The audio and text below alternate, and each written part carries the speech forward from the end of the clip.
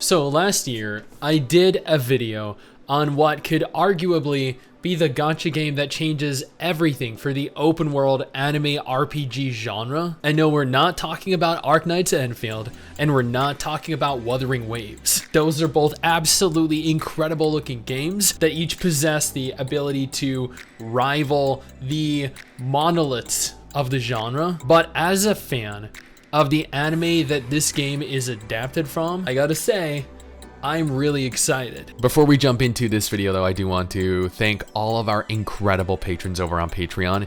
You guys do not need to support Mrs. Stix and I, but you still choose to, and trust me, it is appreciated beyond anything I can convey verbally.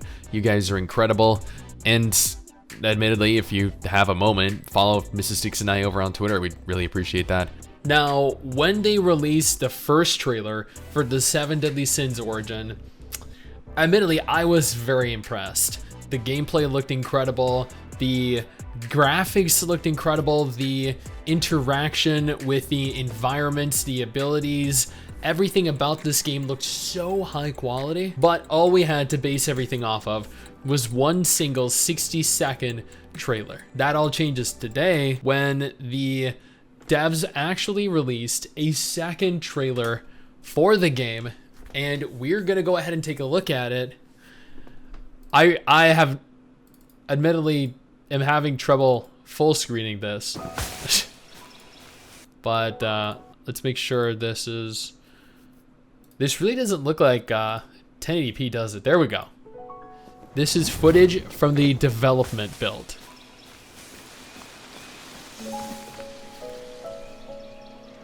Okay, you know what? Actually, before we go any further and jump into the in-game footage from the game,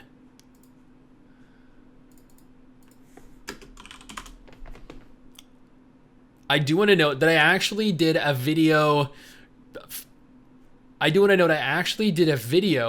On the 7 Deadly Sins Origin, everything that you might want to know pertaining to the game. I urge you to go ahead and click that link to the video. I'll include a link to the video in the description, in the pinned comment, and also in the end card at the end of the video.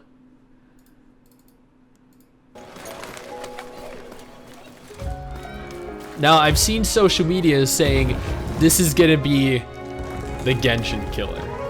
And I've seen social media saying this is the only game that looks comparable to Genshin in terms of quality. And this looks really good, but it doesn't need to be a Genshin killer. It's not going to be a Genshin killer. This is a potential to be an incredible game in its own right, completely disconnected from Genshin, like separate from Genshin.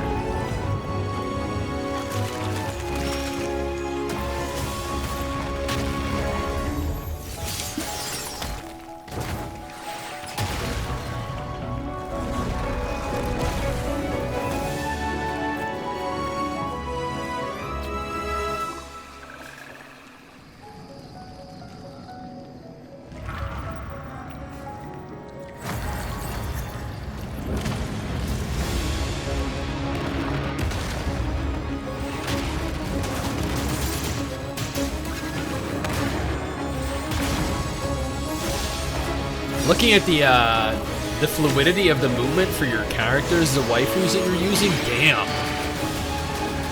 And the special effects. Okay, I will admit, these are some of the best anime special effects that I've seen in a gacha game. No joke. Shit.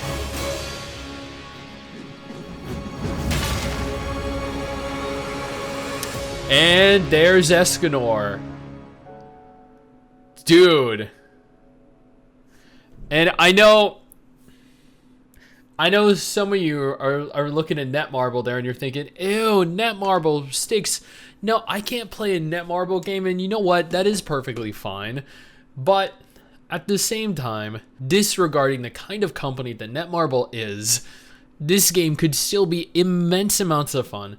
For weeks, it could be immense amounts of fun for months. If you think about it, as long as you get some initial fun, some initial entertainment out of the game, what does it matter how the game ends up, 6 months to a year after it launches? Let's be real, in most single player games, we all finish within a couple weeks anyway. So really, there's no difference. Now, this is supposed to be an action gacha. You are supposed to take on the role of a brand new character that's unrelated to the cast of the Seven Deadly Sins. This is going to be a very narrative-driven game. It's going to be completely open world. You're going to be capable of recruiting all of the characters from the anime, all of the characters from the manga. You're going to be able to recruit characters from the Grand Cross Gacha game that actually came out, I think, a couple of years ago.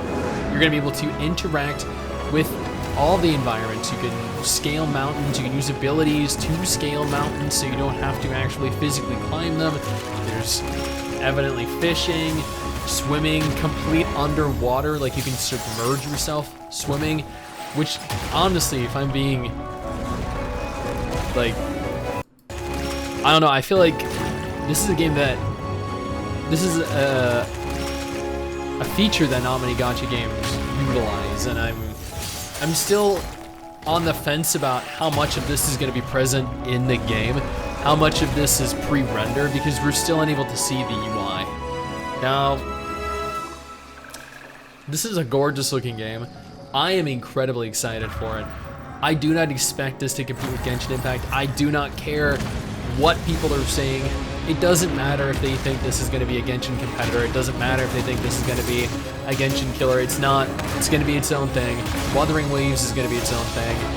This game has the potential to be successful if they handle it correctly, but at the same time, it has the chance to also equally be an absolute horrendous game with regards to monetization, business model, just the mishandling of the game overall. But this game right here, if they handle it correctly, could change everything for the open world anime RPG genre. Now, if you want to know more about the Seven Deadly Sins origin, I have a video specifically pertaining to that on screen right now.